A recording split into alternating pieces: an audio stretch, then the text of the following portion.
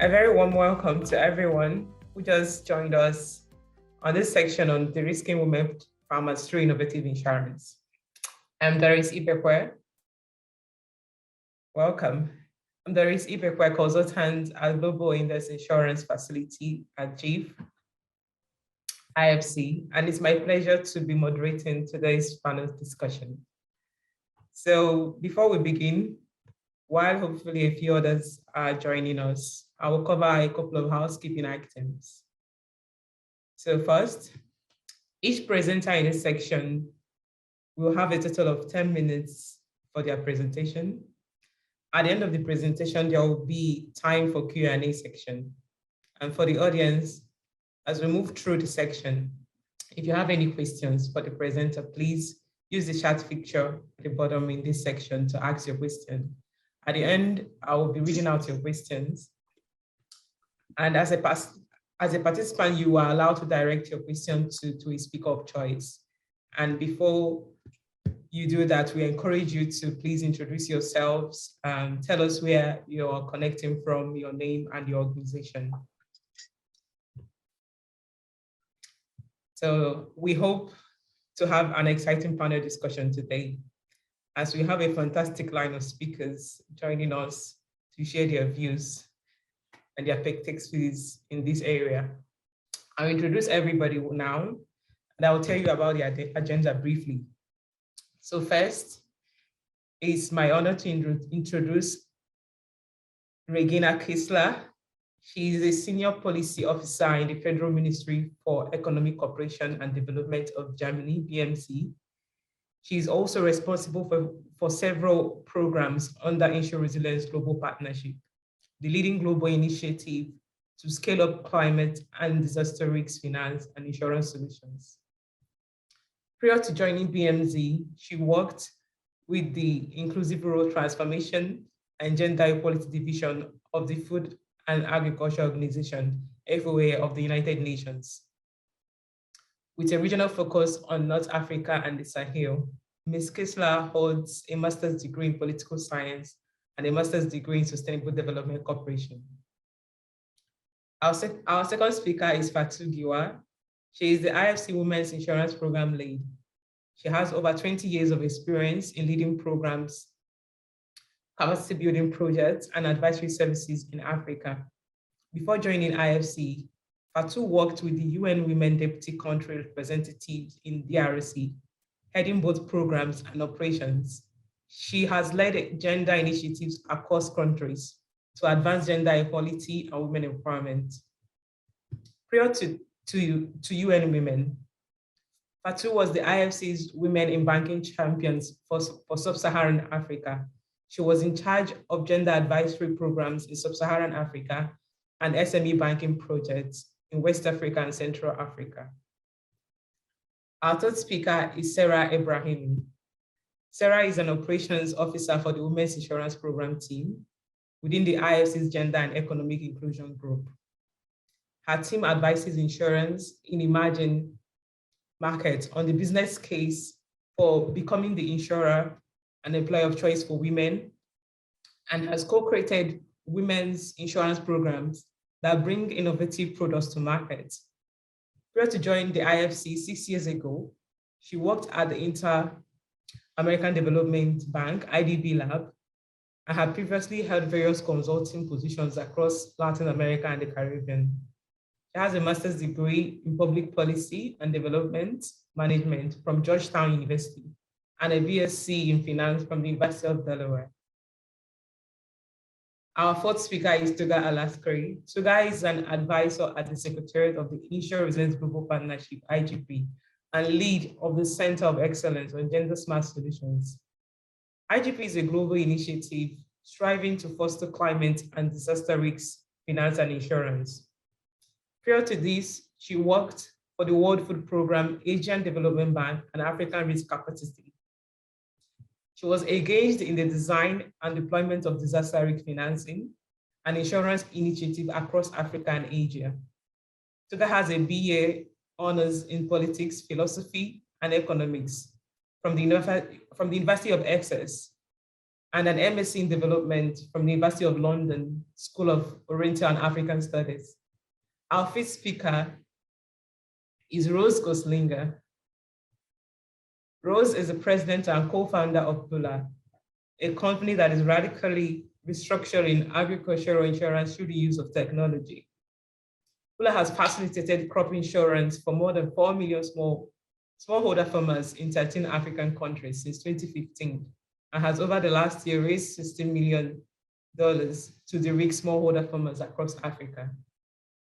Rose's work in agriculture insurance has been recognized by Financial Times IFC Award for Sustainable Finance, InsurTech 3.0 Climate Award, and the Singapore FinTech Festival.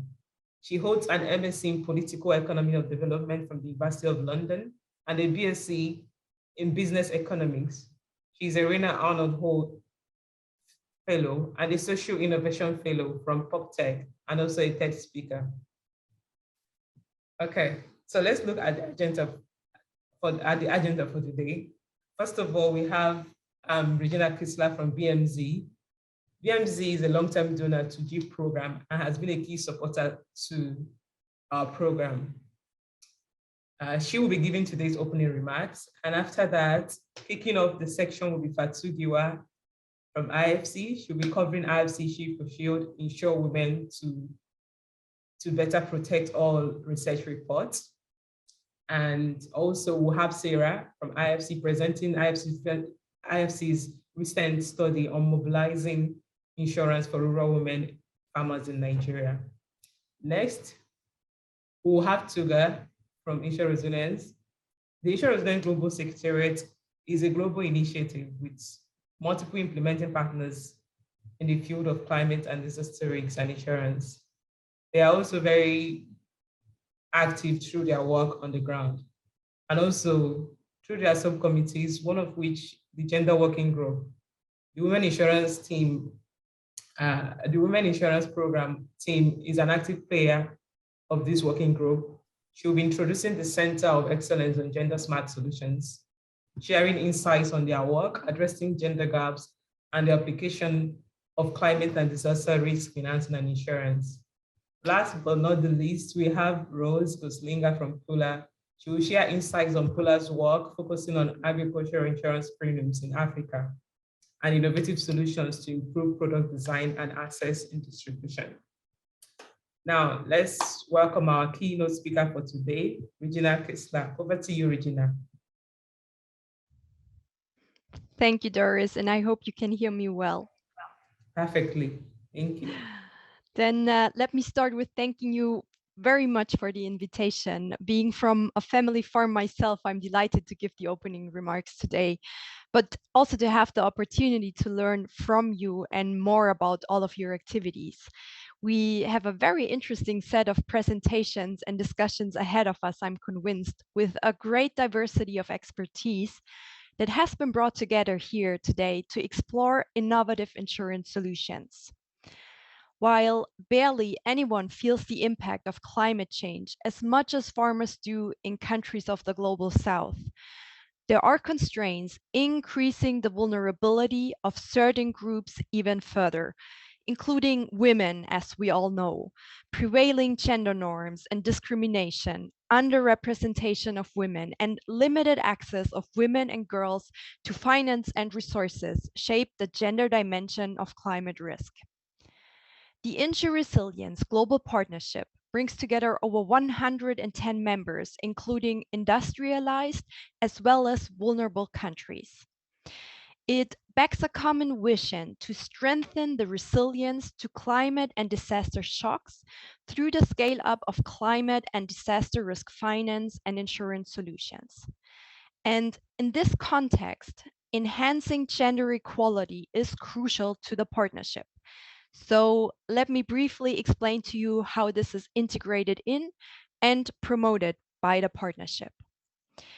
Germany is a co-chair of the Insure Resilience High-Level Consultative Group, HLCG for short, the highest political steering body of the partnership. In 2019, we jointly adopted the Insure Resilience Vision 2025, setting ambitious global targets for the entire community working on risk finance. The vision prominently calls for gender mainstreaming. So, to this end, in 2020, the HLCG endorsed the Declaration on Gender, marking an important milestone and offering a firm signal of the commitment to consolidate and strengthen efforts of the partnership to promote comprehensive, gender-responsive approaches for risk finance. To put this declaration into action, the HLCG mandated the establishment of the Center of Excellence on Gender Smart Solutions. This platform works towards playing a key role in identifying gender equitable disaster risk management strategies. And furthermore, it aims to guide practitioners on innovative solutions to transform the CDRFI sector towards being more gender sensitive and leading the way on greater gender equality. I'm proud to say that this unique platform, which Germany and Canada are driving forward hand in hand, was launched at the UNFCCC COP26 in Glasgow last year. So it is now ready for all of you to engage, whether it is studies or live talks or expert exchanges. It is the community, as you know, that brings such a center of excellence to life. We are in the fortunate position that we have Tuga Alaskari, lead of the Insure Resilience Center of Excellence on Gender Smart Solutions, with us today as a panelist. She will be sharing some early insights from this work on gender transformative action in the area of climate and disaster risk finance and insurance. So let me stop here and wish all of us now a fantastic event on de-risking women farmers through innovative insurance. Thank you very much for your attention. Thank you very much, Regina, for that insightful opening. Thank you for a great opening and your continued support. Now let's please welcome our next presenter, Fatou Giwa of the Women Insurance Program, IFC. Over to you, Fatou. Thank you so much, Doris. So glad to be here today and just saying good morning, good afternoon, good evening, everyone. And really happy to be here today and talk about our first of its kind report on women and insurance during the second day of the SANCAL Summit. So our program enables insurance companies to better target women as customers and distributors. So as you know, in IFC, the International Finance Corporation, we really play a unique role as strategic partners to the insurance sector in emerging and developing markets through our investment and advisory services. And we've been working with more than 400 clients, both in the banking and insurance sector. And we focus on gender, climate, financial inclusion, new technology, corporate governance, just to name a few. We also create markets, and we want the markets to be competitive. We want them to be inclusive. We want them to be sustainable. And of course, the insurance sector is critical to that effort. And we can't perform, it can't perform to its full potential, without actively targeting women as customers.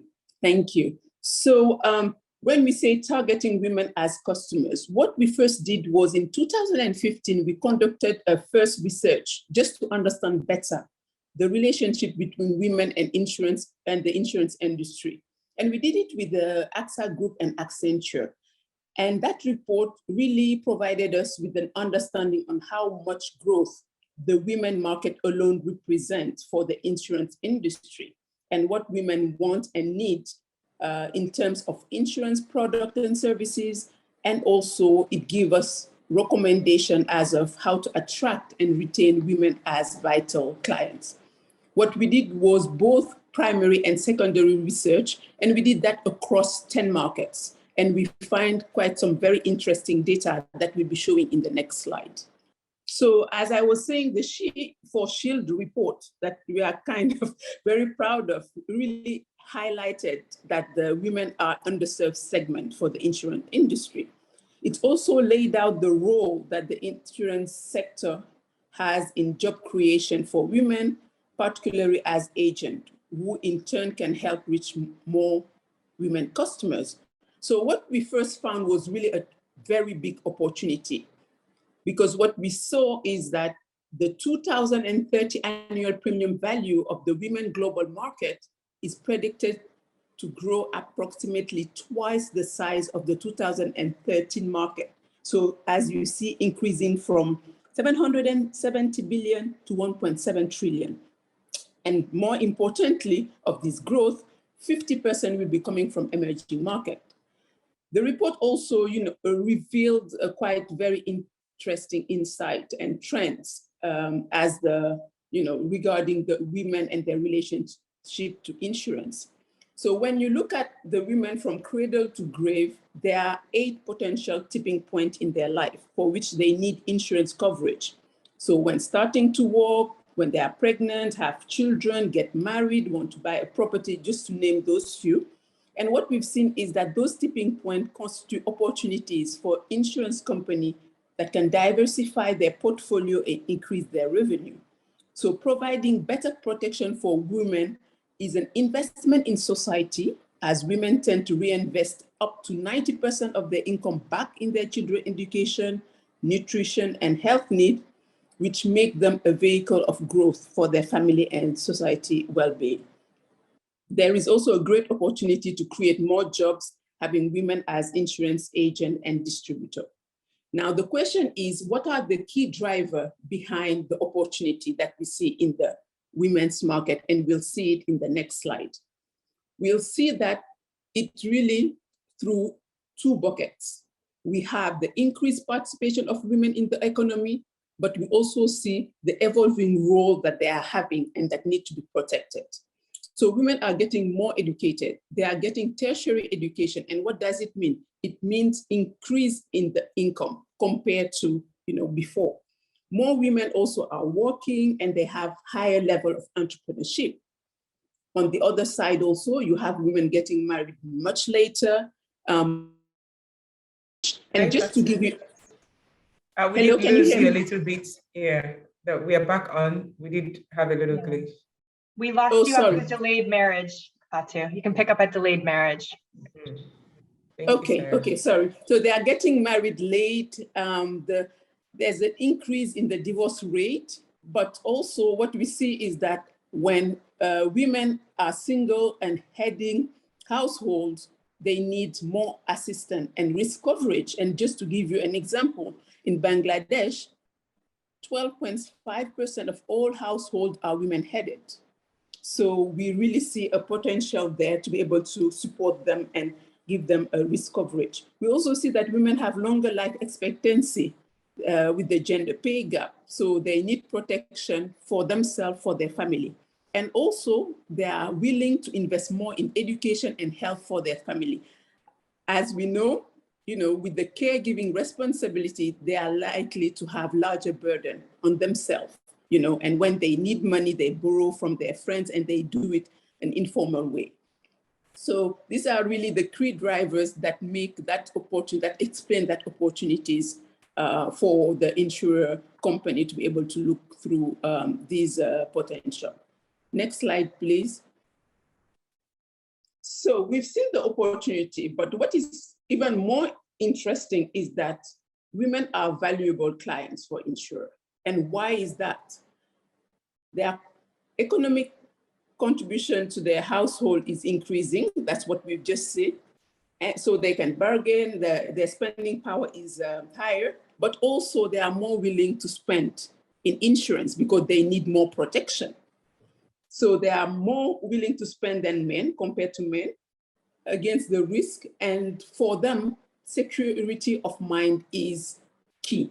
So what our research shows is that countries like Nigeria, China, Mexico, women are willing to spend 20% of their income to protect themselves against risk in the future. And in those same countries, when you compare it to the men, it goes between 7-10%. So it really shows that growth potential.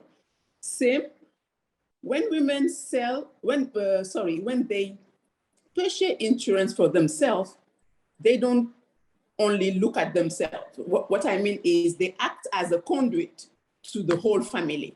And as we've seen before, 90% of their revenue can go to their children, education, nutrition, and health need, but also we have 85% of the family wallets that are detained by women. So the more you have women customers, you have the chance of bringing 85% of the family wallet of your women customers. So not only are women a promising economic opportunity, but their behavior and role make them attractive clients. So insurers need to unlock the potential of that women's market. And the next slide will show you how.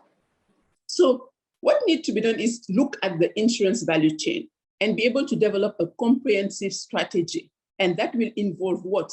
Understanding better the market, which means doing market research, being able to develop solution, look at the distribution, look at the claim management, and so on.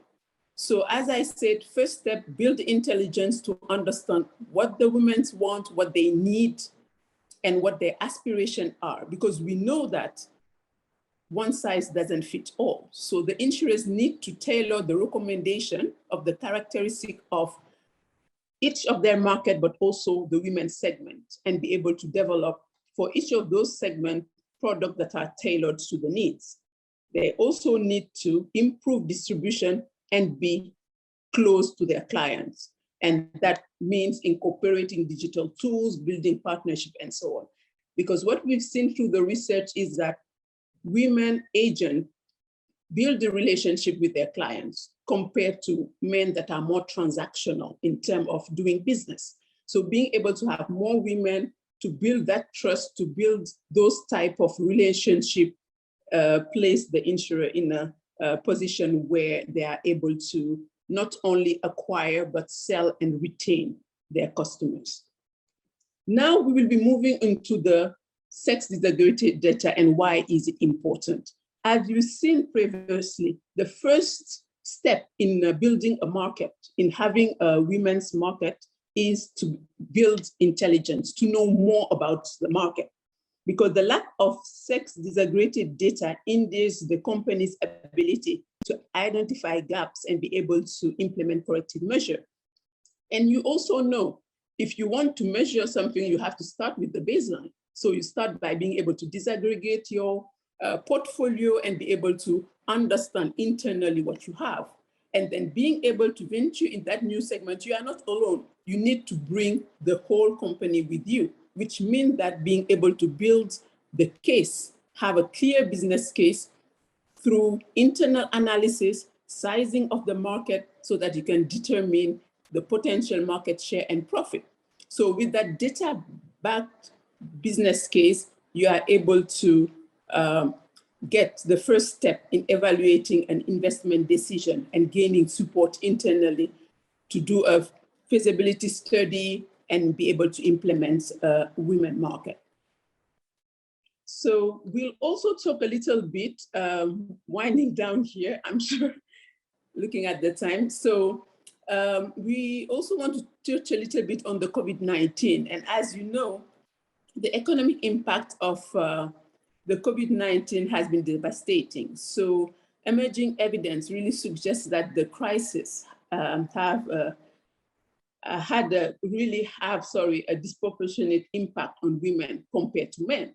It has worsened gender gap, including the financial protection gap for women. And what we did last year, and I'm sure Sarah will be sharing with you the guidance note in the chat box, is that we published a note on the role that insurer can play in supporting women, employees, and customers. And it will be great for you to be able to read it and see what has happened so far. And just to the next slide to give you just a snapshot of what we've seen. We've seen that during the period motor claim went down, the demand for health. Hello? Hello, Fatu, we did lose you a little bit. And yeah, you can round up now. Yeah, 10 minutes. Hello, can you still hear me? Yeah, we can hear you now. Okay, great. So I was just sharing one of the 5 points we've seen through the guidance note and on how the industry has responded. What we've seen were that the motor claims went down, but were kind of returning to normal. The demand for health insurance went up, and new product, new solution were launched. So the insurance industry was able at a certain point quickly respond to the need. They provided information, advice, and financial support to be able to retain. And we've seen that some of them were able to retain their customers. Of course, flexible work was there, and we've seen that more women were really attracted to it, given their care responsibility. And last but not least, it's about business interruption. What we've seen is that some of the insurers were able to kind of cover that.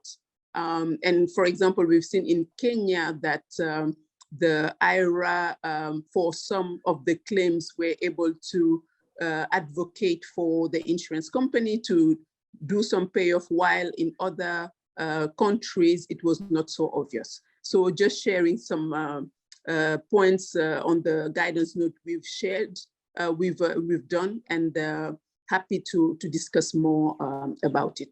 Thank you so much. And I guess I'll pass it over now to Sarah, right, Doris, or just to you? Yeah, thank you. Thank you, Fatu, for that insightful presentation and the highlights on the needs of women, their potential as key clients as well. So let us, before we go to the next speaker, let's remember to please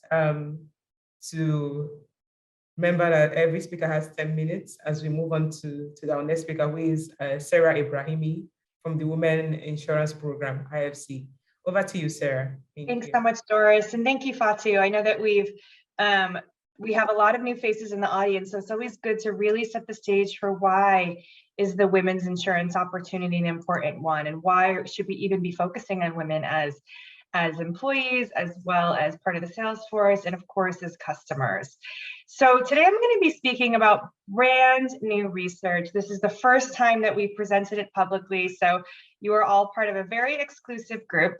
But as Doris said, my name is Sarah Ibrahimi. I'm a member of IFC's Women's Insurance Program. I've been with them for 6 years now, and this is the first time that we've done research of this type. So very excited to be able to share it with you all.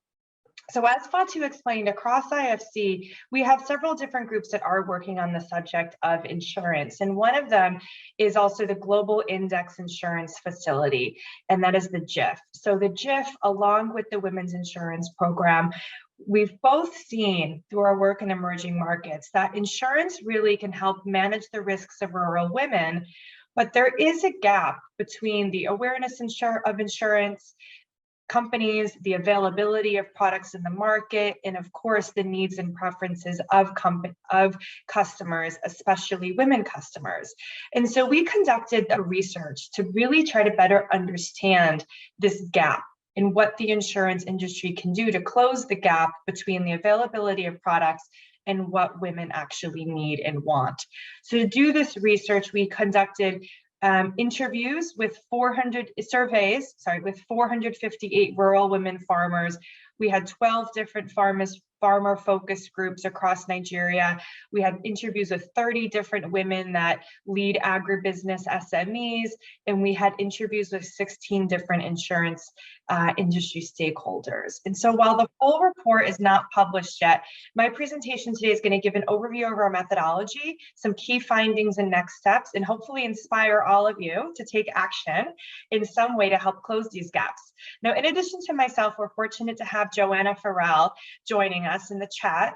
Joanna is co-founder and CEO of Agrimondis, which is the research firm that conducted this work on the ground. And she's here today to answer any specific questions that you have about the methodology or the findings.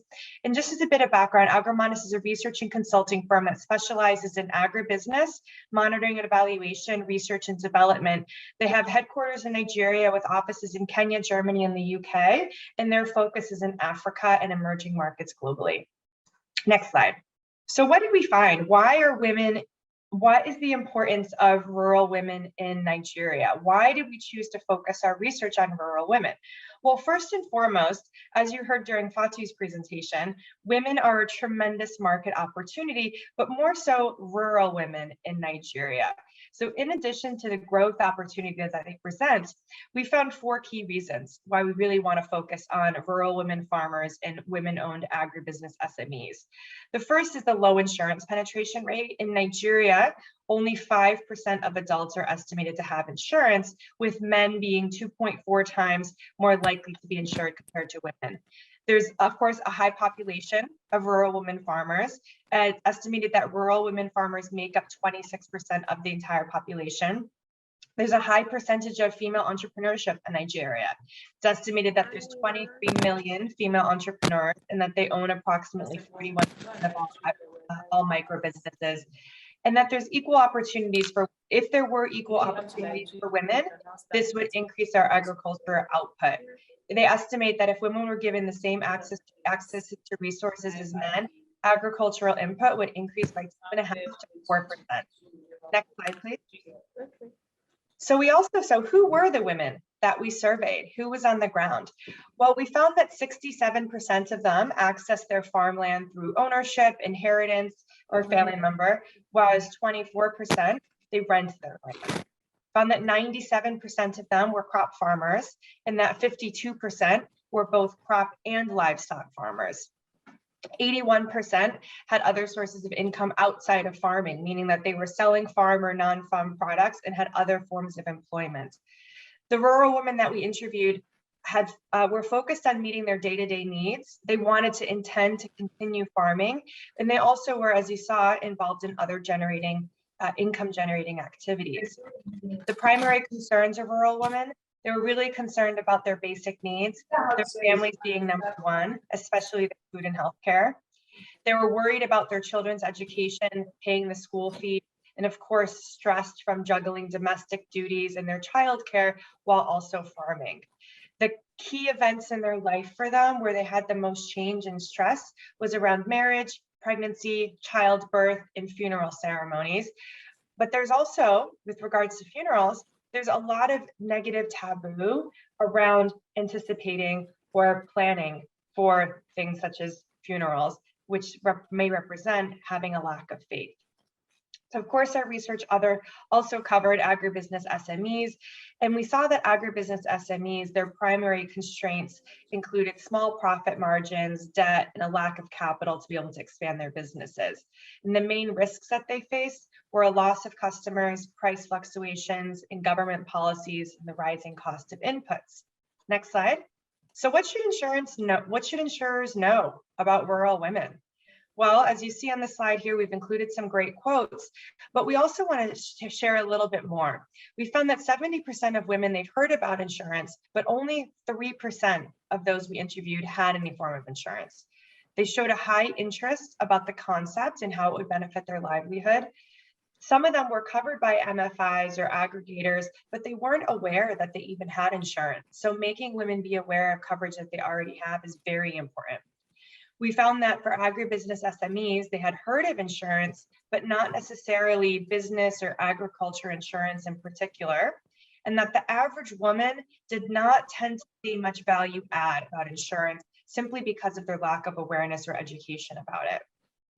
Now, women's perception about insurance, as we've seen in all industries, negative experiences and low payout rates have really done a lot to impact trust. So insurance companies may be seen as untruthful, unreliable. They've heard about negative experiences from peers. And with regards to SMEs, they did not see they might not have had business or agriculture, but they did think that once they were explained the concept of insurance, that it could be beneficial to them to help insure against unplanned events.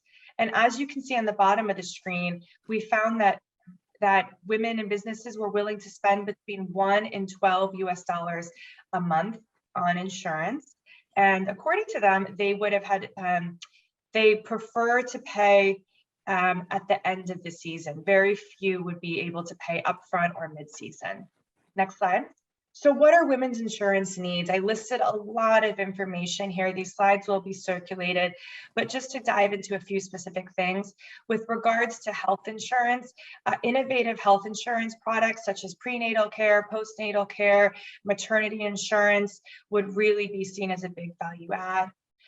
We found that awareness raising was really important, that women prefer one-on-one communication and leveraging local champions in the field who can help share their experience among peers. We also found that pre-financed insurance premiums that can be deducted from farm input loans or can be deposited from their savings would really help avoid disruption in their daily lives. As we saw here, not only is it about having the right innovations and right solutions for women, but also having the right avenues to reach women. We found that savings associations and informal savings groups were really seen as a good channel due to the trust that was developed by women. Another way was to have insurance companies really focus on employing more women in the field staff. That would help build trust. And of course, paying claims transparently and on a timely basis. I know I shared a lot of information in the short time, but this was really just tip of the iceberg in terms of the great information that we found. We will be sharing these slides as well as publishing the full report very soon. I saw that there's already a couple questions coming in through the chat, which we will definitely be addressing during the Q&A. But for now, over to Tuga, because I know that I've worked with Tuga for years now. She's fantastically knowledgeable and passionate, and I am so delighted that she's able to join us. So over to you, Tuga. Thank you very much, Sarah, and thank you for having me at this conference. I've been busy taking notes. There are so many insights that you've all been sharing that are very interesting to me, and also application to our Centre of Excellence on Gender Smart Solutions. So as introduced briefly by Regina in the opening, so I work for the Insure Resilience Global Partnership, and I'm the lead for the Insure Resilience Centre of Excellence on Gender Smart Solutions. Hello, Tuga. We did lose you a little bit. Oh, sorry about that. You can hear me now? Yes, correct. Great. So I'll dive right in. So if we could go to the next slide, please. So as mentioned by Regina in the opening, so the Insure Resilience Global Partnership, we have over 110 members, and the members work together behind a common vision, which is to strengthen the resilience of developing countries and to protect the lives and livelihoods of poor and vulnerable people against the impacts of disasters. The way this is done is through enabling more timely and reliable disaster response through the use of climate and disaster risk finance and insurance solutions.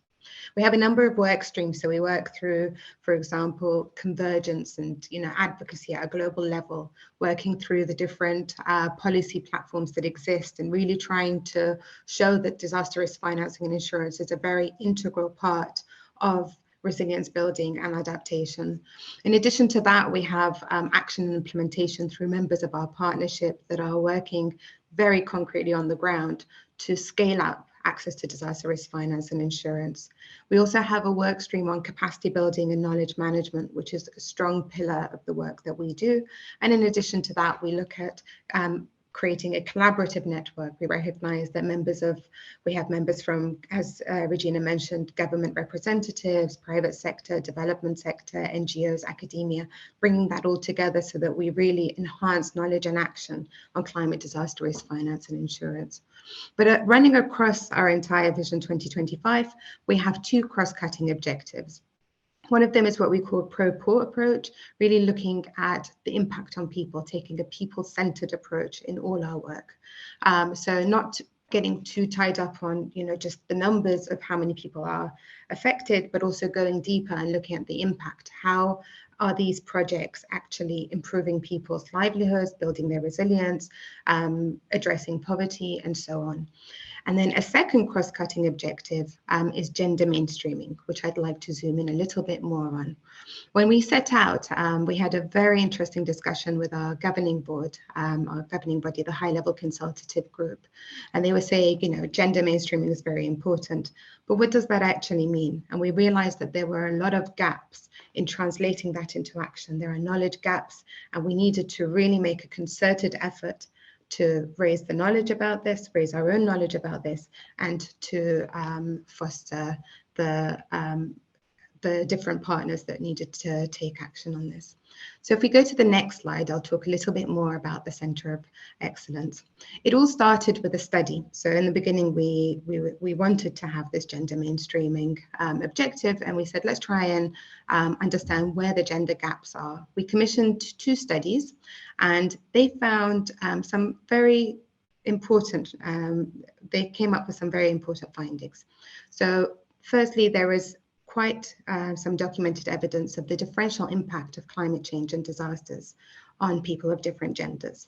So we needed to already from the get-go start to look at the differential vulnerabilities, the different ways that people are impacted.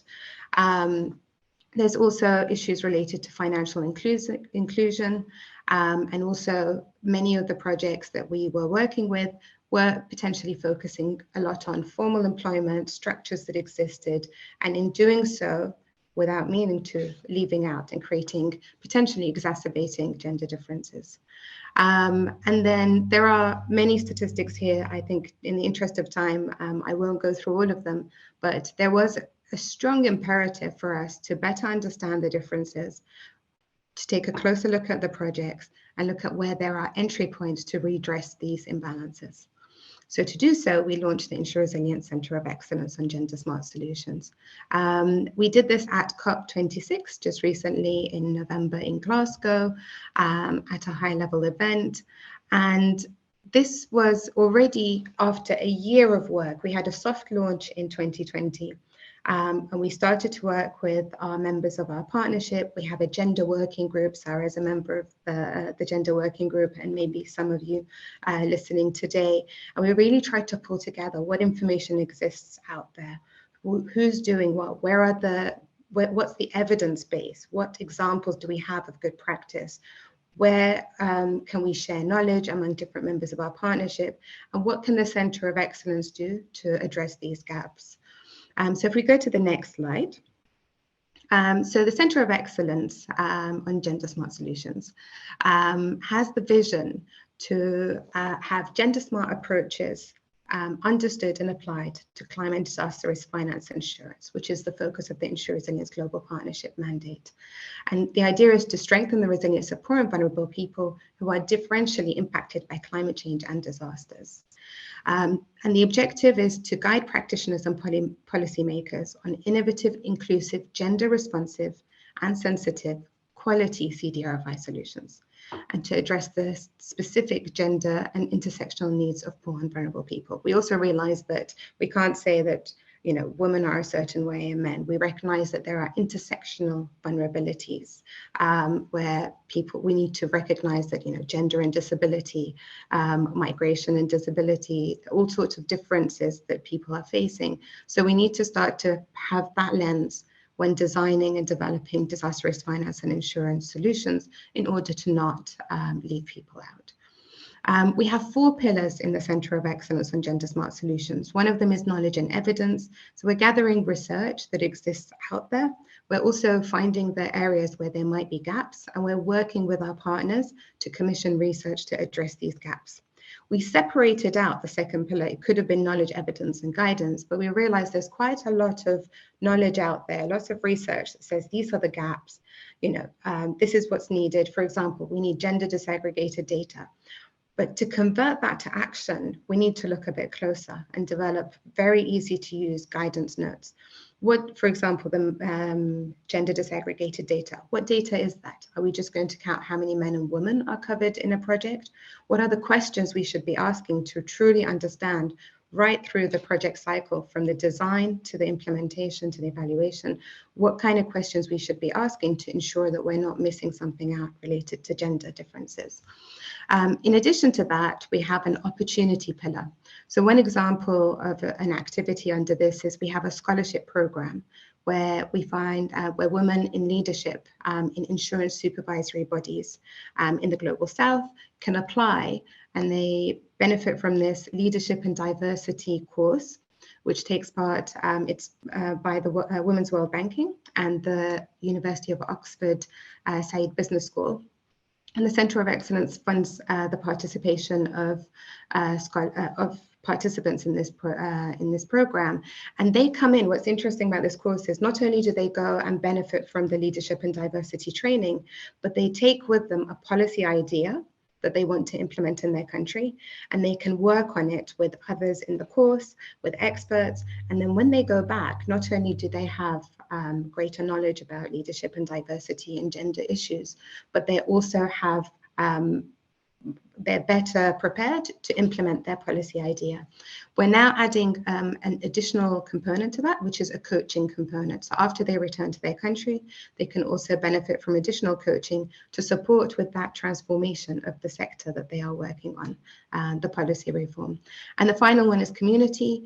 We're really fostering a platform for collaborative network. We want as many exchanges. We want to connect people. We want to connect knowledge, promote knowledge. So we have a series of events. We have different ways that we're really trying to promote the work that we're doing and that of our members. So I echo Regina's call. Please do reach out to us if you want to connect. We're really looking for partners that can help us increase our knowledge, but also find the gaps. We do have a program, and we're working on this with our members to determine what the priority areas are, what research should we be committing to, which activities should we be prioritizing, and also just to foster those exchanges that could then enable partners to connect and advance this agenda. Thank you for listening. Thank you, Tuga, for those insightful sharing of opportunities. Thank you, and the work that you are doing. Without any much delay, over to you, Rose Goslinga. Thank you. Thank you so much. You can go to the next slide, Mike. My name is Rose Goslinga. I'm the co-founder and president at Pula. At Pula, we develop climate resilient and food security for smallholder farmers through crop insurance against the risks of extreme weather. We do that by designing and delivering innovative agriculture insurance and digital products. And that effectively helps farmers not only endure yield risks, but also improve their farm practices and bolster their incomes. We've done that for close to, this number is slightly outdated already, over 6 million farmers by now, 30% of which are women, across 19 countries, with close to 60 distribution partners, 40 insurance partners, and by now, no longer 8 reinsurance partners, but 24 reinsurance partners. Reinsurers have become one of our key kind of constituents. What we've seen with women, what are the trends? Like, if you insure like 6 million people, what do you see? What we see, like, this is pretty country specific, actually. Like in Kenya, like 45% of our customers tend to be women, but in Nigeria, only like 10 to 20, whereas in Malawi and Zambia, it's more like 30%. And it's really defined by the route to market as well. Like, we don't sell insurance by itself. We don't put insurance on the shelf and say, hey, come buy a really pretty, shiny insurance. We sell it as kind of an embedded product. So how it's embedded really defines how people access it, and therefore also whether women can access it. We've worked with a lot of very agri-focused microfinance institutions. Microfinance institutions tend to focus on women. And so there, our percentage of women was like 55, maybe 60%. Whereas if we go towards digital, and I'll talk a bit about that later, the access to smartphones or phones by itself was always lower for women. So there, our percentage of women participation was always lower. I'll go to the next slide. So, but even if you, like, what we also see is, like, even if women farmers have access to the same kind of, have access to insurance, have access to improved inputs, that doesn't necessarily guarantee they have the same kind of outcomes. Part of our insurance product is that we actually measure farmer yields. And we saw in Nigeria that farmers that have pretty much the same access to improved inputs still got between 10 to 20% lower yields than their male counterparts, given the same circumstances. So it points to that, like the differences lie deep. You can go to the next slide. So we've also kind of like, we spent a lot of time thinking about how does this product get to our customers? And if you think about how you want to reach the customers, I'd say distribution is really key, and distribution is nearly king. put it this way. So while mobile phones are widespread, if you go through mobile phones, you'll actually only reach like 60% of the farming population. It just, you're not going to get very far with women. But if you go through a microfinance route, you'll get to 70%. 70% of your customers are going to be women. So it's how you get there really matters. You can go to the next slide. Then, and let's say we're all very enthusiastic about digital. We can see the potential for scale. What kind of digital also matters? Like we've looked at, there's a disproportionate access to smartphones by men versus women. So if you're going to use any kind of messaging or digital tools, go for the simple kind of like lowest barrier entry tools. So SMS works really well, and farmers actually do read them, or will find somebody who can read them for them. So we kind of like see that is kind of, if we want to target women and want to make sure that women understand our products, those are kind of the routes that we use. You can go to the next slide. We also kind of, we've seen that across our markets, we see that only like 30% of our customers are women, but we have seen that rise. And like what we've gotten support from the Africa Digital Financial Inclusion Facility and African Development Bank Fund, supported by the Gates Foundation, to really kind of bridge that gap. And like our targets and methods that we're using here are very kind of maybe sound very simple, but what we found in like in our surveys that farmers and women in particular wanted to know exactly what this was covering. So we used to call our product a yield insurance, and they wanted it to be called a loss because of flood insurance or a drought insurance. So they wanted kind of the risks to be part of the title. They had a strong preference for physical branches. They had, there's a number of different pieces that we found that were super interesting that we weren't necessarily thinking of. Like most of all, by the way, crop, like the type of crop that if you want to reach more women, the type of crop really mattered. We ended up going for ensuring a lot more ginger if we wanted to target more women, whereas rice also had more women in there, but maize had less women than we expected. What do we need to do now as a sector? Like, I think, if you look at really growing women participation and women access to insurance, like working with specialized agricultural microfinance institutions is really key. Like we have a shareholding of Women's World Banking, which is really trying to work with us on how to target and get microfinance institutions to lend to agriculture. Most of them have really focused on kind of the traditional trader women's groups, but working with microfinance institutions to actually lend to productive agriculture is something that is still really challenging for them, but is really key for if we want to reach more women. At the same time, when we design our products, if we go through digital, thinking through what the right methods are, I think as a sector is really key to bridge the gap. And that's all from me. Thanks so much. Thank you very much, Rose, for sharing that fascinating highlights, especially reaching women, country, even with the country, is important, the type of mobile phone, and also the type of crops that you're targeting.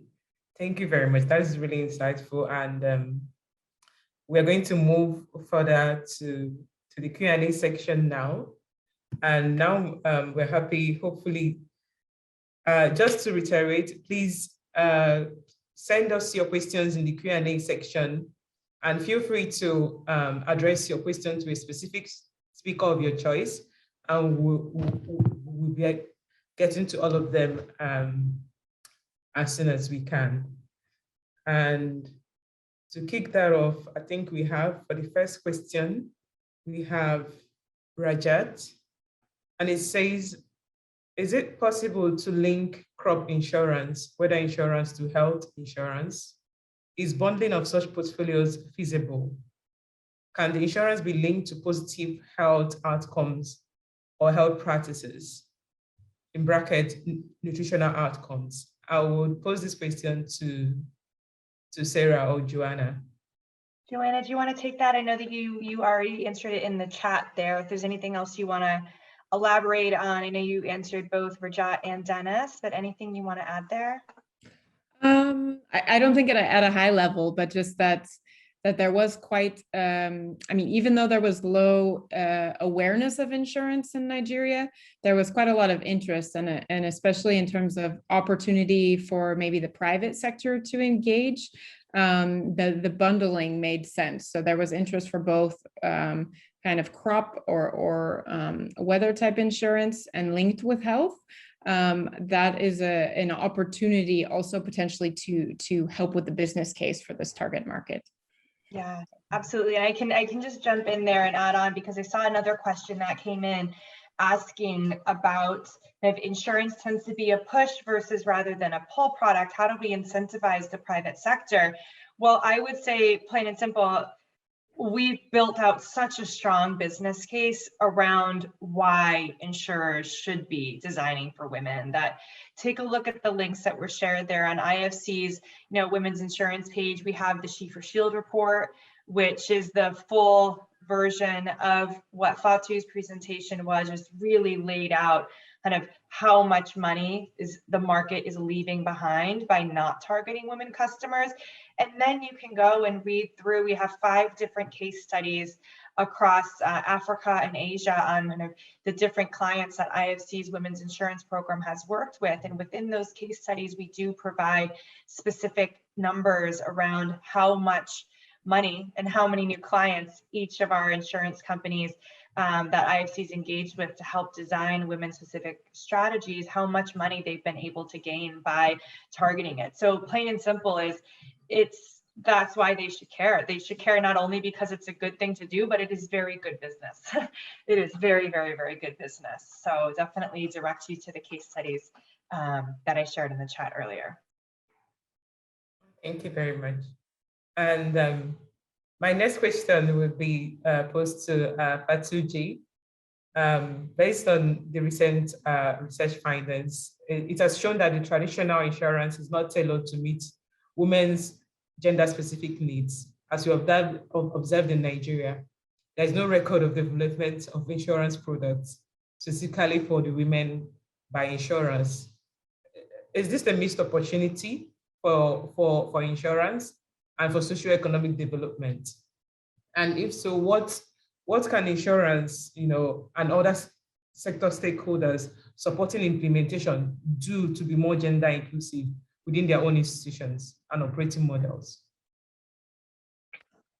Thank you so much, Doris, and glad to answer that question. And it kind of fell right, can you hear me? Sorry. Yes. Great. Right after, what Sarah just said. The insurance industry has been quite late in targeting women as a viable customer and distribution segment, and it's globally, but also in Nigeria. And it's about awareness, right? You can't resolve an issue when you are not aware of it. We talk about gender, we talk about women in general, but it's not a matter of a corporate social responsibility. As you've seen the opportunity that is shown in the She for Shield report, there's money out there. Women are not happy with the type of products that are being developed because insurers are developing gender neutral product and it doesn't speak to their life. It doesn't speak to the risks that they are facing. Meanwhile, they are more vulnerable to risk, like loss of jobs or when they get divorced. So what is important is first for the sector to understand what the need is, what the women want, and be able to develop products that are tailored to those needs. And to be able to do that, they need to do it internally, but also externally. Internally, that's mean being more gender sensitive in their own corporation. And that can be done through different levels, being seen as the employer of choice, having flexible policies and so on, doing an EDGE certification, for example, and we can give more information on that because, as they say, charity starts at home. You need internally to show that you are supportive to women and be able to go out there and place yourself as the preferred insurer, the insurer of choice for women after being the employer of choice. So be aware of it, and that's what our program have been doing, disseminating the She for Shield report. What we've seen as an opportunity, women segment is good business. It's not a corporate social responsibility. By diversifying, you can make much more money while also having a big impact on the social and economic side. Thank you so much, Doris. Thank you, Fatu, for that rich answer. And my next question will be from Tabi, and this is posed to Rose. It says, women are traditionally involved in manual activities of agricultural value chains and are often excluded from marketing, financing, and selling activities, which can help them access resources as well as information about financial products, including insurance. How can service delivery of insurance be designed to address this gap? Back to you, Rose. Yeah, I was just looking for the unmute button. I think, you know, as I said, the entry point is really key. And what we see is that, you know, the point where a customer, whether it's a woman or man, like the customer has to hand over money, you know, that's kind of the point where you need to get them at. And, you know, and where and how they come in when they have money is really key. So as mentioned, like, you know, we tried something with seed and fertilizer companies, but we're finding that, you know, the point of the person who goes and purchases seed and fertilizer is usually the man who drives the car, who does all those different pieces. So if you want to kind of reach out to women and like, you know, recognizing that they probably do the work on the farm and that they are involved in the sales, then you have to think about that point and how you know, tap into that particular point. I'll just also like answer another question that I saw in the chat. You know, we really believe in working with government around scale up. I think, you know, I found sometimes in the past it's not the most like popular thing to say, but you know, the governments in the countries that we work in have probably the widest outreach when it comes to agriculture, and like have a large extension service network for a lot of like kind of the trusted advisors to farmers. And so we really see that is key to actually reaching out to more farmers and getting to scale. Sometimes what I found, like, you know, like some of our development partners would say, I want you to reach at least 50% women, and, you know, we want you to reach 100,000 farmers. And I'm like, well, let me reach 200,000 farmers, because then I can get to your 50,000. Because, you know, getting to scale sometimes is the game of getting to the numbers that we want to. Then I think, you know, sometimes people find this interesting, like why in some markets are women like more represented on the farm than men. And I've given quite a bit of thought to this, and at some point you see that as the GDP per farmer or GDP per household rises, you also see the participation of women farmers becoming more pronounced and becoming more kind of on the foreground. You know, they become the people who buy the inputs. They become the people who own all the different tools that we're using to reach out to them. So I'm pretty confident that, like, in the long term, as we see incomes rise, you know, that women participation will also improve and increase. But, you know, if we want to accelerate that, then you have to be very targeted and very deliberate. Sorry for the long answer, but I answered 2 questions. Well, thank you very much, Rose. That's great. Thank you for hitting the 2. And my next question will be for Tuggar. And this is based on the information you've shared so far. So from the research you gathered to date, what action is needed to better integrate gender consideration in climate risk insurance? Thank you very much. And I have to say, you know, the work that the IFC has done to change the conversation, looking at the opportunity that this provides, rather than having this, you know, women as victims and vulnerable, and we need to just include them because that's the nice thing to do, which is true. But it's also, it goes so much beyond that and makes a strong case that allows us to connect the private sector to the private sector in a different way. And I've seen some questions relating to this, looking at how this could be, how the private sector could be incentivized to develop these projects. Within the partnership, we have discussed this with a number of those implementing these solutions. And one of the projects that comes to mind is in Madagascar, one of our partners, GIZ, the German Technical Corporation. They're working with the Ministry of Finance and the Meteorological Agency in a project called PRADA, which is an acronym for Adaptation Project in French. And they actually, it was unintended that they would have so many women clients in this project, but it was so based on a very inclusive approach. They have 3 pillars to this work, one of them being sensitization, information sharing, risk information. And they developed a game actually that could be very easily used on people's phones. And they found that the uptake rows of women unexpectedly. So now they have really good indicators, but it was not really intended to be a gender focused project. So we're really looking at that. What happened there? What are the steps? And you find that it's to do with the distribution, it's to do with the community engagement that took place before that. And women appeared to be very engaged and willing when approached in the correct way, in a way that suited them. And so for us, the Center of Excellence is really trying to look at this. Number one, we look at the case that is made, for example, the IFC's reports, looking at how there is, a case for the private sector to really look in this direction. We work with governments, as Rose has just said. We work with academia to try and really unlock the potential. We're talking to 2 other organizations that are also developing interesting games that they think could increase access and understanding of climate risk insurance. And then just the Center of Excellence is really trying to bring that together. What is needed? So where are the knowledge gaps? Where are the tools? And how do we ensure that this knowledge is shared among different stakeholders? Thank you, Tugga. Thank you very much. And as we're having a number of questions coming in, this is not addressed to any specific speaker, so feel free to jump in, any of you.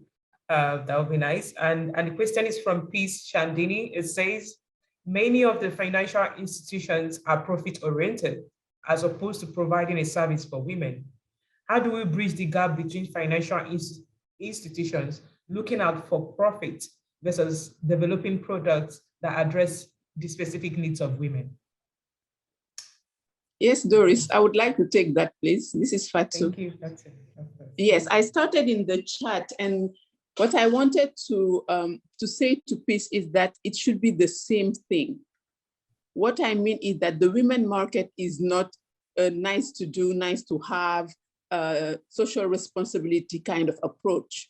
You are entering the women's market and you need to demonstrate that you can make money out of it.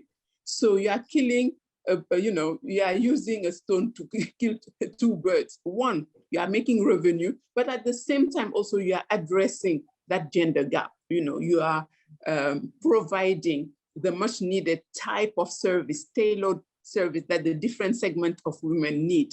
So if you develop a product for the working mother, you are developing for the low income, the retiree or the millennials. You can't do it as a one size fits all. And when the women see that this is what I need, this is what I want, and this insurance company is giving it to me, they will buy. Not only they will buy, they will also buy for their family, and they will talk about it, and it will be marketing, free marketing for you. And what does it mean? Increase in revenue, increase in the number of new customers you will be having, and increase in the your premium. So it should be seen as one, making revenue by understanding better the market to be able to fulfill the need of the different segments. Thank you. Thank you very much, Fatu. Excellent. And to Sarah, Joanna, we have a question from Nikita. It says, I would like to understand more about women's capacity to take decisions independently. Do we also need to take dedicated efforts to influence secondary stakeholders like husbands or other influential family members? I can speak to kind of women's insurance work more broadly, and then Joanna, you can supplement this with anything kind of from the Nigeria research specifically.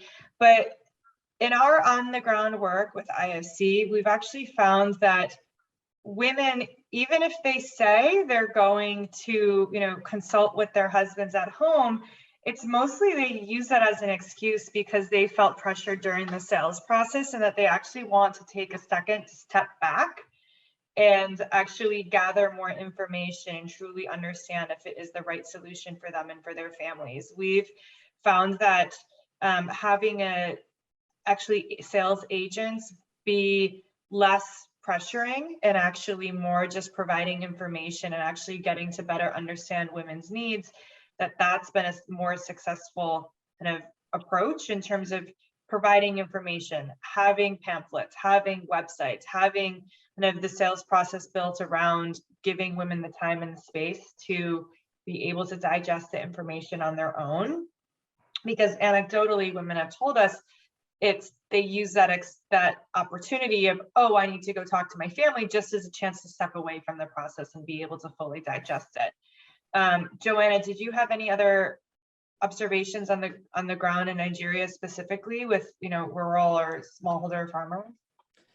No, nothing that contradicts what you said. I mean, only I think emphasizing that it's maybe not about whether they make the decision, but that they need the information, they need to be educated, especially on the financial literacy side. That's more the point that needs to be addressed. Because they do have, in some cases, a percentage have savings and are making the head of household decisions. So it's a focus on, like Sarah said, providing the right information in the right way. So in the case of Nigeria, that's much more one-on-one contact, so communication, or through kind of local champions that can help facilitate their decision-making process. Yeah, and I'd love to hear, Rose, your perspective on this. If in Pula's work you've seen any anecdotal evidence, and then there's also a couple of questions directed at Rose in the chat that if you want to browse through those and pick those up as well, that'd be great. Yes, I was going to get to Rose. We have 2 questions for Rose incoming. And Rose, these are, I have 2 quick questions. It says, do you see the role of state in scaling up the model, especially through social security measures? Then the second one is from Zalelin.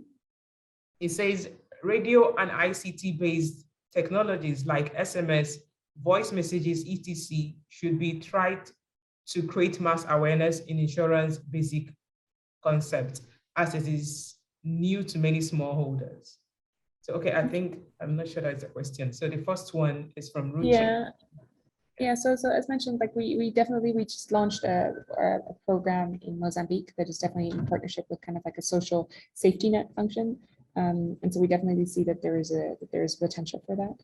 And we're definitely pursuing that in other markets as well. It requires a pretty forward-thinking, like state government and bureaucrats effectively that see this as a potential route to scale. They have to be convinced about insurance as well, of course. I would say in terms of if you're thinking about digital technology and tools, so for example, we did some interesting work with IVR in, I'm trying to remember what it's basically, you know, it's like a robocall, right? I'm trying to remember what the acronym stands for, something instance voice recording, something like that. And there's some interesting insights that we saw on that. So for example, compared to SMS, what farmers like about SMS is that they can keep it and reread it, whereas with an IVR, it comes to you once, and then if they haven't captured all the information, they can't really call back or get the same message again. So that was a downside of that. You can't really save the IVR on your kind of feature phone. And so like, surprisingly, we often went back to SMS because of that. So there's upsides and downsides to different pieces of technology. And yeah, so you really have to kind of like think through and test it out. And we, in our team, we have a kind of a dedicated team that does human-centered design and thinks through, like, you know, if we sent an IVR, how does a farmer kind of looks at that and it's like, wow, this is something new. So it gets everybody's attention. So they pay good attention to this new thing. But if they didn't gather it the first time and they were kind of shocked that this was kind of a robot talking to them, they're trying to talk back to it, then it might also not necessarily have a desired impact. Anyway, so those are some of our insights on that. Thank you, Rose. Thank you very much for the response. And you have one question. It says from Uvashi, it says, this conversation leads to a larger challenge of financial inclusion of women across the world. How do we tackle the agency of women to speak about finance and money issues? There are so many cultural differences that also lead to so many challenges in scale.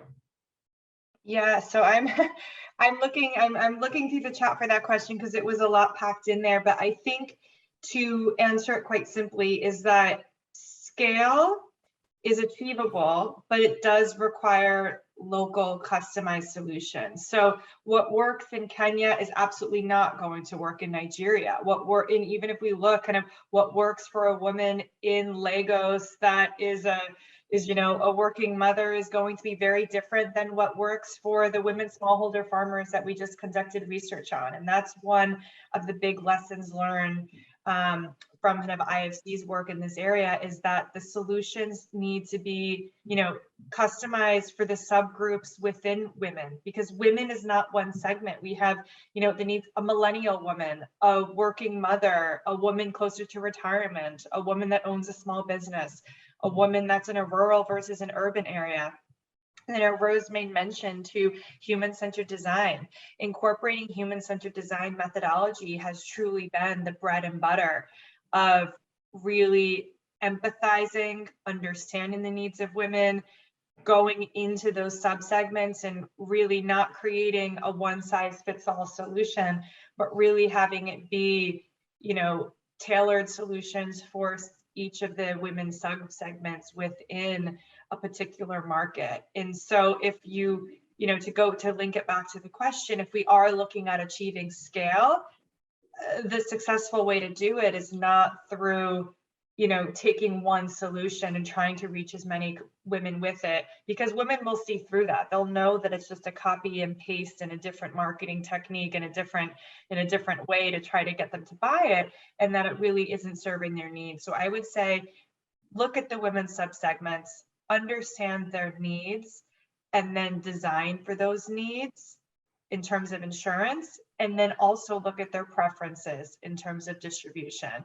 And that sounds like, okay, more work than we're used to, but this is absolutely something where, again, I'll point everyone back to the case studies. There you can see the proof is in the pudding in terms of how the work has paid off in terms of being able to increase penetration. And Fatu, I see your hands up, so over to you for additional comments. You feel equally passionate about this? Yeah, thank you so much, Sarah. I just wanted to, that's a very interesting question. And I was doing the same, going through the chat to look through it. And, at the IFC, what we have been doing is working with insurance companies to help them be able to understand better their markets, disaggregate their portfolio, and develop solutions, and of course, train them in gender sensitivity and all that. But what we've seen the past 7 years doing that, it's so hands-on that we can't do many at the time. And what we did was creating a community of practice with the ILO, and it helped us reach 21 companies in 16 different countries. And what we put out there were the fundamentals. This is what you need to build to be able to respond to the women's need. And what is expected is them going back, looking at it and saying, okay, I'm in Kenya. This is the way I have to do it for it to work. I'm in Bangladesh. I will do it this way. Because as Sarah said, it needs to be tailored to that market, but the fundamental is the same. You need to build the knowledge internally, externally. You need to develop tailored product using human-centered design. You need to improve your distribution, linking it to digital, linking it to partnership, and you need to train your staff, your agent in gender sensitivity to understand better how to sell to women. Just wanted to add that. Thank you.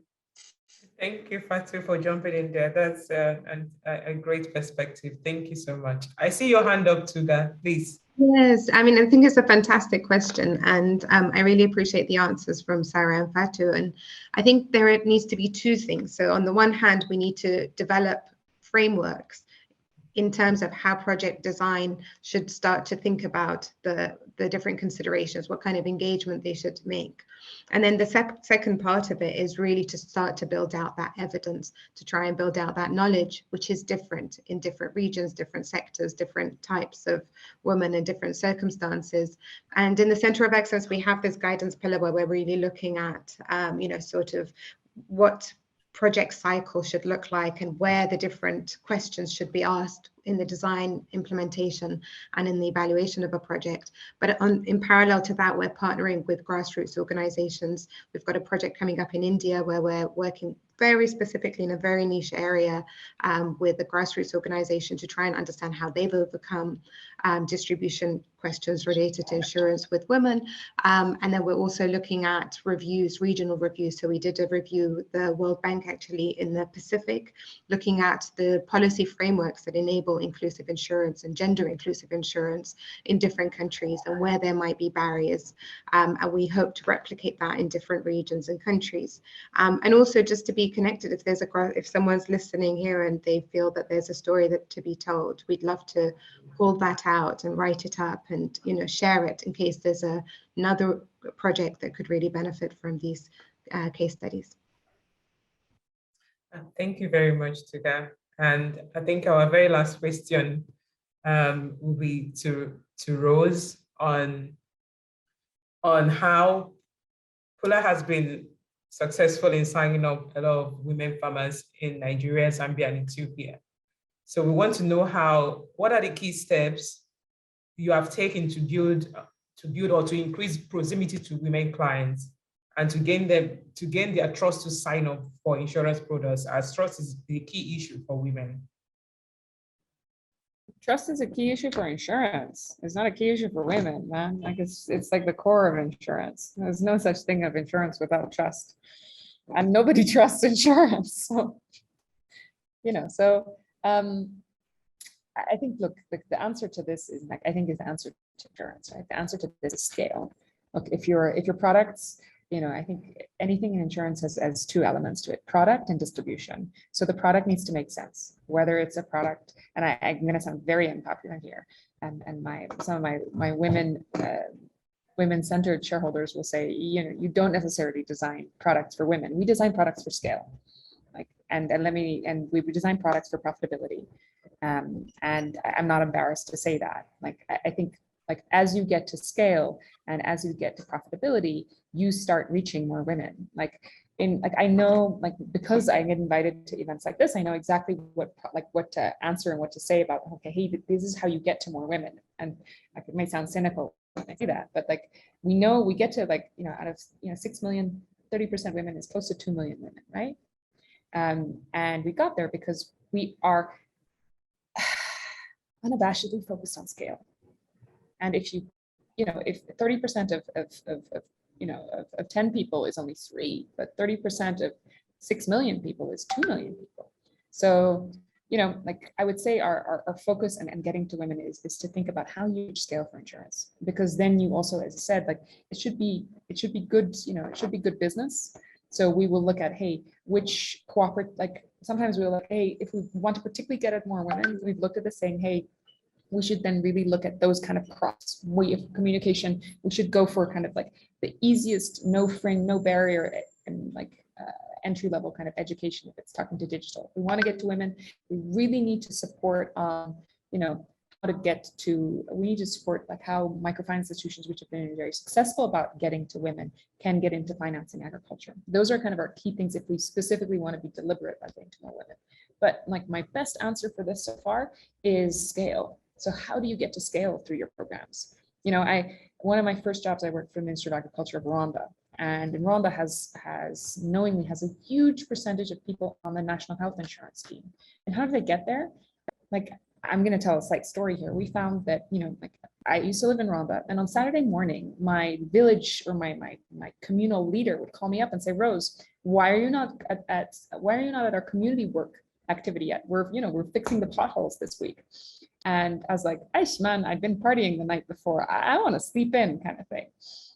But he would be like, no, you have to show up. And if you're a Rwandan, you'd get in trouble.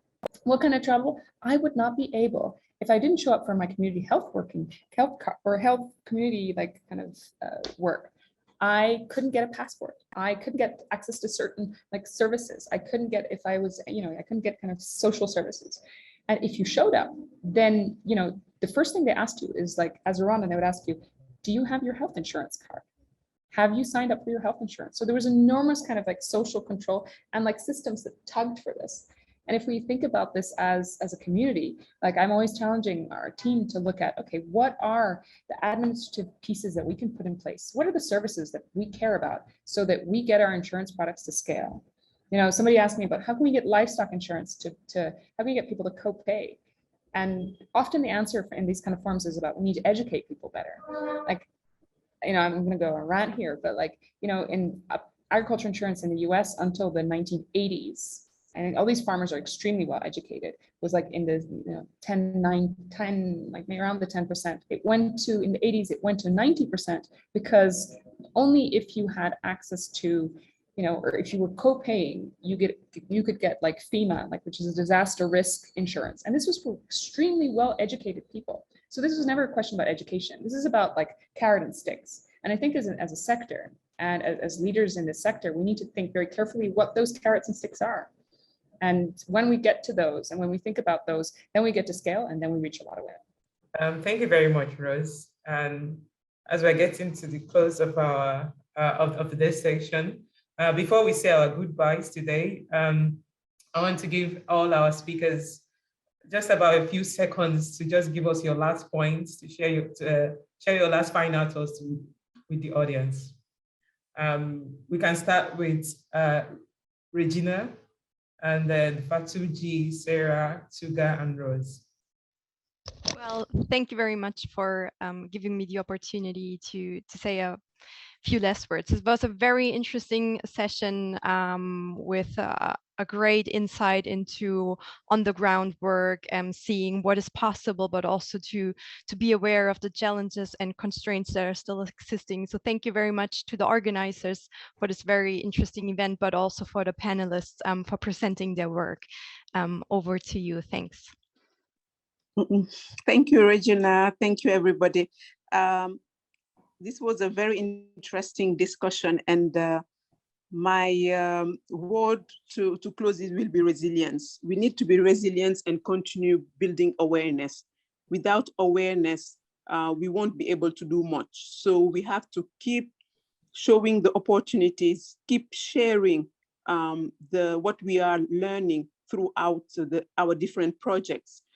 So many organizations doing great things. Let's work together. Let's share what we are learning throughout our journey and be able to do more for the financial inclusion, for gender equality. So thank you so much, and passing it over to Sarah. Thank you, Fatou. So it might sound like a broken record based on what I've previously said, but I think that the presentation that I shared, which was focused on insurance needs of women smallholder farmers in rural Nigeria and rural agribusiness SME owners, is just one example of one type of in-depth market research that can be done to better understand the needs and preferences of women. And I encourage everyone that's on the meeting today that does have women customers to please look into how you can segment, how you can better understand their needs, because the return on investment in doing this type of work is immense. So definitely pushing that forward as my final message. Thank you. Oh, sorry. I thought it was Joanna.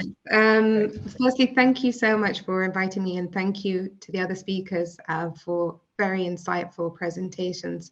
I think, when we have these discussions, sometimes it feels like the journey ahead is very long. We're still so far from where we want to be, but it's really encouraging to hear some very practical experiences and examples where work is being done to address the gender gaps. And as you say, we should work together, and we look forward to doing that. And over to you, Rose. I think, Rose, over to you. Thank you. Yeah, look, it's fun to be part of this all-women panel, and it's always a pleasure. All men panel are pretty normal, but I'm still going to celebrate that we were all women panel, and with so much great insights and positive perspectives on this. And I think we're all big advocates of insurance.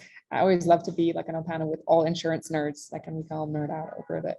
We love this really weird product that nobody really wants, but maybe not even us never really want. I've never woken up thinking I really need a new pair of insurance. So at the same time, this was a real pleasure. And I hope you all enjoyed us geeking out over this kind of stuff. So I hope to see you again soon. Bye. Thank you. Thank you, everyone. I wanted to say thank you to our speakers, our panelists, and audience for your valuable contribution to this gender section. and also to BMZ, Asia Resilience Global Secretariat. Thank you for your continuous support for GIF's key initiatives and projects over the years. Also, a special thanks to my team, to the IFC who worked tirelessly both behind the scenes and on screen to make sure this event was a success. Fatu A, Anne, thank you, Celine, Sandra, Sarah, and the Agromondis team, we thank you. Also, especially our deepest gratitude goes to Ariel and the whole SANCAP team for making this a successful event.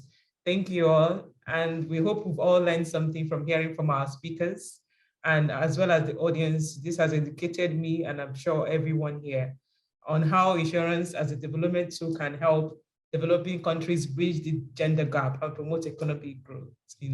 I'm certain that the takeaways from this session will help shape the industry's focus on its contribution to better cater for women's needs. So again, thank you all. And this brings us to the end of this session. Enjoy the rest of the SANCAP Summit. Thank you. Have a good day.